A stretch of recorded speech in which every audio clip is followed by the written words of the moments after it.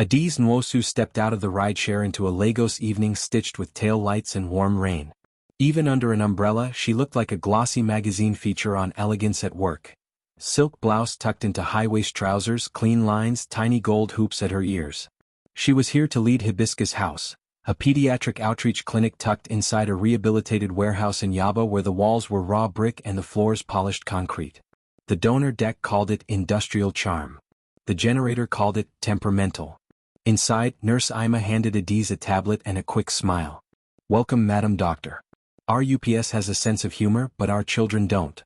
In the hallway, murals of cartoon hibiscus blossoms climbed toward skylights that ferried pale sun into the rooms.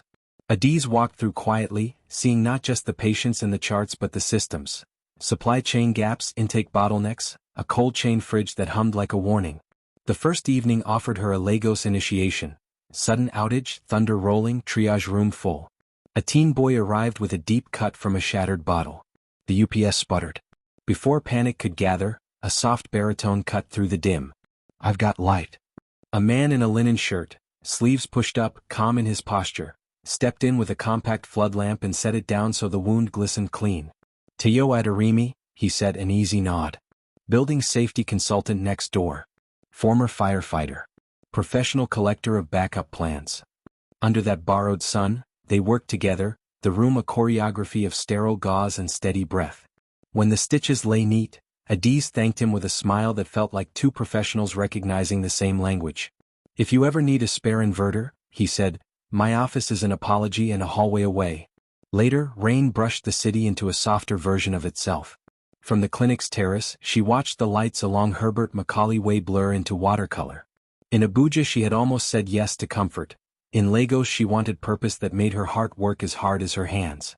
She texted her best friend, "Hibiscus House is raw, imperfect, alive." Then she turned her phone to silent, breathed, and told herself the truth. She was not here to play savior. She was here to serve and to stay. She didn't know yet that the man with the quiet lamp would become her lamplighter in bigger storms.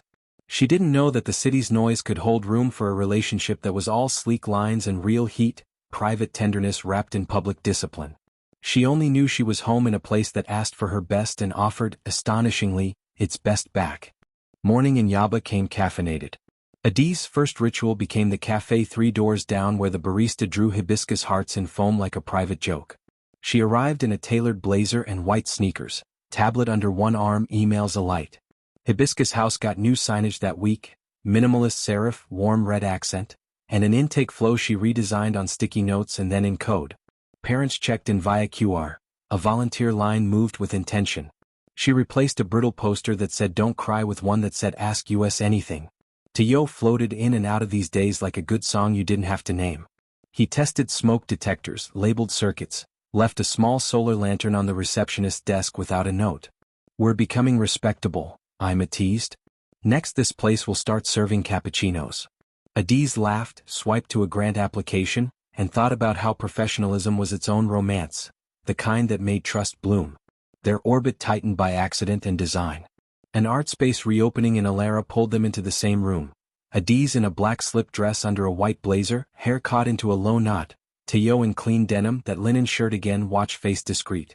They found themselves beneath a piece titled "City is a Pulse." The bass line from the DJ booth made the floor a single heartbeat.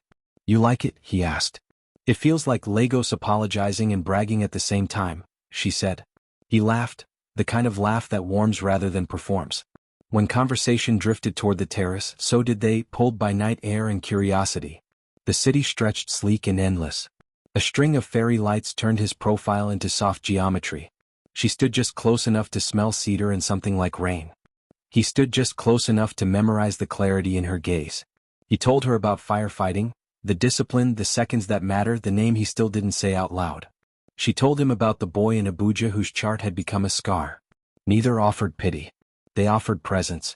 When a soft old highlife track slipped into the set, their mouths didn't ask but their bodies did. He lifted his hand, a wordless invitation. She placed her palm in his. They moved slowly, city noise washing around them, her cheek nearly grazing the linen at his collarbone when she tipped her head. It wasn't a kiss. It was something more deliberate, a decision to be unhurried and specific.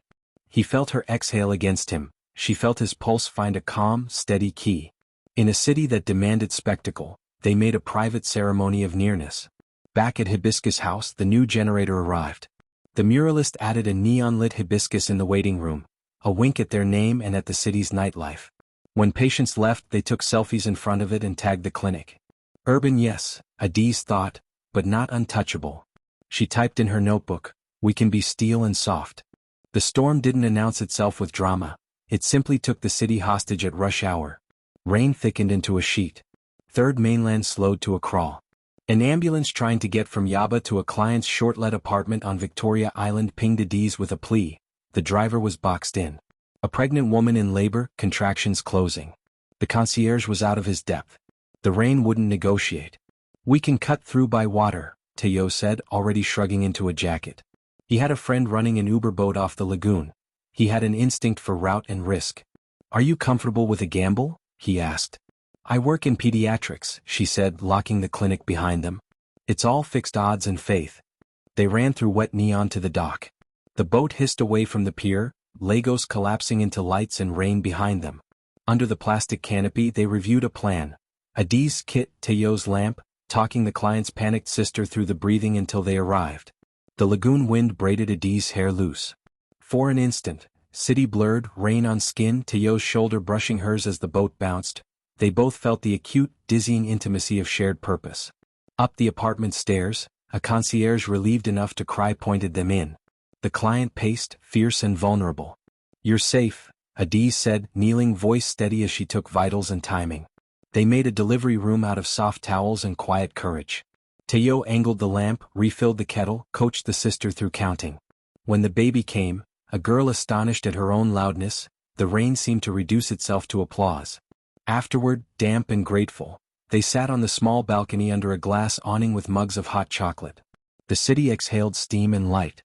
Teo reached out, brushing a curl from Adiz's temple with a careful knuckle, the touch as gentle as a question. "You were a storm surgeon," he murmured. "You were a steady house," she returned. "The kind that doesn't leak." They didn't rush the moment. He set his hand against the railing next to hers, not covering, only there. She turned her palm, meeting his fingers. Their thumbs spoke a language of slow circling, their shoulders leaned with that natural inevitability two people feel when they finally admit gravity. She rested her head lightly against him. He closed his eyes and breathed her in, citrus, rain, the bright top note of adrenaline softening into something warm. When they finally stood, it was because duty kept time. The city reminded them it was late. On the ride back across the lagoon, the rain thinned into mist. She tucked into his side for warmth. He wrapped his arm around her as if it had always been its job. They said very little. Not because there was nothing to say, but because the night had already said so much and they wanted to keep the echo. Good news can arrive like a test. A polished email landed in Adiz's inbox. Ikoyi Crest Hospital wanted her to head its pediatric unit. A compensation line that could fix 10 cold chain fridges. A research budget that made her fingers twitch. The subject line gleamed like a promise. Hidden inside it was a question. About impact, about allegiance, about where she wanted her name to stand. The same week, Chairman Orak, eager smile, louder entourage, visited Hibiscus House with a proposal to partner. Translation: move the clinic to a smaller floor in a new complex his cousin was developing, convert the current building into premium lofts. He used words like elevation and synergy. Ima's eyes cut to Adiz in a private warning. Outside, a photographer from a society blog hovered. "Thank you, sir," Adiz said, voice smooth as steel. "We'll review the terms." Her hands wanted to rip the paper. By Friday, a rumor slithered.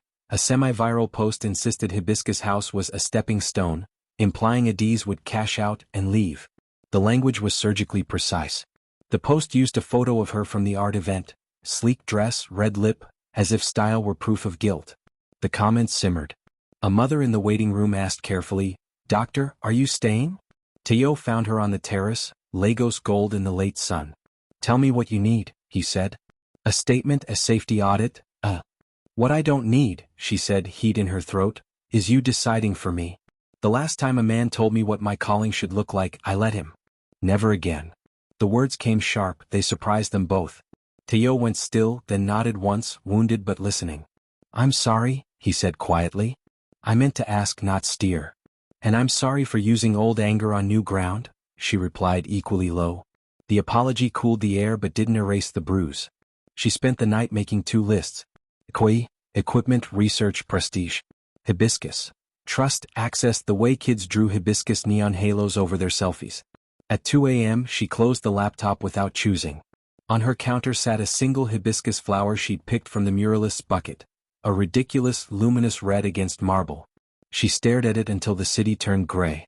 The next morning she texted Teo, "I'm organizing a rooftop benefit. Small, intentional, transparent. We raise funds for solar and cold chain. We tell our own story. Will you handle safety?" His reply came fast. "Yes. And I'll keep my sentences to questions." They turned Hibiscus House's roof into a city-height village. String lights swooped between planters. A DJ set eased from amapiano into soft R&B. A mix of market aunties, tech founders, artists, and parents filled the space with the kind of chatter that makes Lagos feel like an empire of shared stories. QR codes took donations.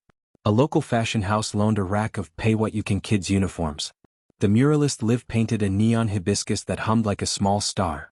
Adiz took the mic in a cream pantsuit that made restraint look glamorous. "We don't need to be rescued," she said, voice even. "We need to be resourced.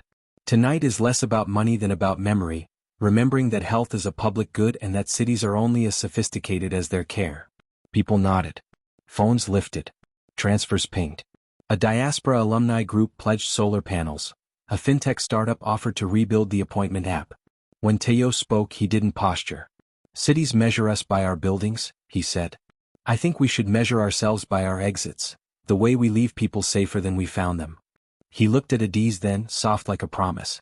The crowd clapped a certain way, recognition more than approval. After the formalities, music loosened the edges. On the far side of the roof, hidden from most eyes by a stand of tall grass, they found a small pool of quiet. The city hummed around them. In their circle it was candle still. He reached for her hand. She let him. When he stepped closer, she met him halfway, her palm flat on his chest, feeling the steady rise. He dipped his head, waiting, asking. She answered by lifting her mouth to his. The kiss was unhurried, precise rather than performative. Her fingers slid to the back of his neck. His hand traced the line of her jaw with reverence. They paused, foreheads touching, breath mingling, that sweet human electricity running like a current between them. He kissed her again, deeper this time, and she pressed closer, letting the city dissolve into pulse and warmth. Their bodies spoke fluent restraint and desire at once. The magnetic lean, the shared balance, the way a sigh can feel like agreement. "I don't want to be saved," she whispered against his mouth. "I don't want to save you," he murmured back. "I want to stand with you." They promised, with eyes and with the uncomplicated press of their hands, to move carefully, to keep the work clean and the romance sacred, to remember that the city sees everything and that the best parts of a love story don't need an audience. When they rejoined the party, her lipstick was slightly smudged, his collar slightly imperfect, and both of them were standing taller. Progress attracts sabotage. Just after 9, a thin scream of smoke curled from the electrical closet near the bar. It was small at first, then eager. Teo was in motion before anyone shouted. He cut power to the sector, signaled the DJ to kill the sound, and calmly directed people toward the stairwell, voice carrying the exact weight of authority that keeps crowds civilized. The security team he had trained fell into their roles. The exit lights held. For Teo, smoke is never abstract. It has a body and a voice. It talks and crackles an old grief. As he pulled an extinguisher and shouldered the closet door, a shard of memory split his focus. A warehouse, a ceiling that fell faster than physics, a junior firefighter named Daniel who used to threaten to marry Teo's sister for her jollof. He almost froze. Almost. "Breathe," Adiz said, suddenly at his side with a soaked towel and that surgeon's quiet. "Here with you." The words found him like a handrail. He nodded once, pressed the trigger, swept the base of the flame. The fire coughed, fought, then surrendered in a hiss that felt personal. After, when the rooftop had emptied to just staff and a handful of aunties insisting on washing plates, to complete the blessing, Teo sat on the edge of a planter, elbows on knees. The city glowed, unaware. Adiz lowered herself beside him, cream suit now kissed with ash, bare ankle catching neon. "I heard him," Teo said to the skyline. "Daniel. I hear him every time." "Say his name," she said gently. He did. This time it didn't break him. It rearranged him. He told her about the day he left the service, the way competence without healing becomes a cage. She told him about the boy in Abuja, how she keeps his memory practical by washing her hands like a ritual and checking doses twice. They didn't trade tragedies for intimacy, they traded truths for trust. He took her hand, lifted it to his mouth, and pressed a quiet kiss into her knuckles, old-fashioned, reverent. She felt it in her chest more than her skin. "You're allowed to lean," she said. "So are you," he answered. They sat there, shoulders touching, the city offering them anonymity and a breeze. In the morning, a tech on the team sent CCTV snippets. Someone had jimmied the closet lock. Orak arrived with cameras and concern. "Incidents like this prove my point," he said, too smooth. "Consider relocation." This time, the mothers answered him with a press release the community lawyer helped draft. The tone was lethal and polite. Funders retweeted it. The photograph with the smudged lipstick became, briefly, a symbol of a clinic both modern and warm, of professionalism that looks good in daylight and doesn't blink in smoke. Solar panels landed on the roof like a row of bright intentions. The diaspora pledge hit the account. The cold chain fridge hummed a safer song. A local architect, friend of Teo's, designed a shaded vestibule at ground level so parents could queue dry during storms. The muralist added a child reaching toward the neon hibiscus with the caption, "City, take care." Adiz answered Ikoyi crest with grace. "Not now," she wrote. "My work here is unfinished, and exactly the kind of work I want my name to stand next to." She didn't frame it as martyrdom. She framed it as taste. She preferred Impact's sharp silhouette to Prestige's soft glare. The arsonist turned out to be a kid in over his head for a brown envelope. The community chose restitution, wiring classes, paid service hours shadowing Teo's team, a public apology. "We repair people here," Ima said, "and roofs too." On a quiet Sunday, a mother brought in the rooftop baby for her 3-month check. She wore a tiny headband with a red silk flower. "Aimee," the mother said. "Patience." Adiz checked weight and grin and declared both perfect. When they left, Adiz stood a moment under the neon hibiscus, letting the red wash her in a color that felt like courage. Up in her apartment, afternoon honeyed the hardwood. She padded barefoot in a silk robe the color of moonlight, a softness she allowed herself when the work was done. Teo let himself in with a knock and a key she had given him last week, a mutual decision spoken more with eyes than with ceremony. He carried groceries. He pressed a cool bottle of malt to her wrist, then to his cheek. "We have time," he said, 3 words that felt like wealth. They cooked as if it were choreography. Her at the pan, him at the board, shoulders bumping, hips aligning in a domestic slow dance. Music lilted low. He turned her gently by the waist, she looped her arms at his neck. They kissed in the kitchen, the kind of kiss that deepens not by speed but by precision. His hands slid to the small of her back, protective and sure. Her fingers traced the line of his jaw, memorizing it like a signature. They paused often, smiling into each other's mouths, letting conversation thread through the heat. Small jokes, big gratitude, the ridiculous fact that love could feel both glamorous and grounded in a city that demanded both. After dinner, they carried plates to the balcony and watched the lagoon catch the last light. "We should name the vestibule," Teo said. "The city's living room?" "Let the mothers name it," she replied. "They always know." He rested his chin in her hair. She laced their fingers on the rail, the rings of traffic below becoming merely texture. "We're staying," she said, not as a declaration but as a daily choice she would remake with pleasure. "We're staying," he echoed, a promise pressed into the evening air. In her notebook later she wrote only 2 lines. "We chose the neon and the tenderness. We chose us." The hibiscus on the clinic wall glowed downstairs like a steady heartbeat, and Lagos, equal parts steel and song, kept time for them, 2 modern, disciplined people practicing a love that looked as good in public as it felt in private.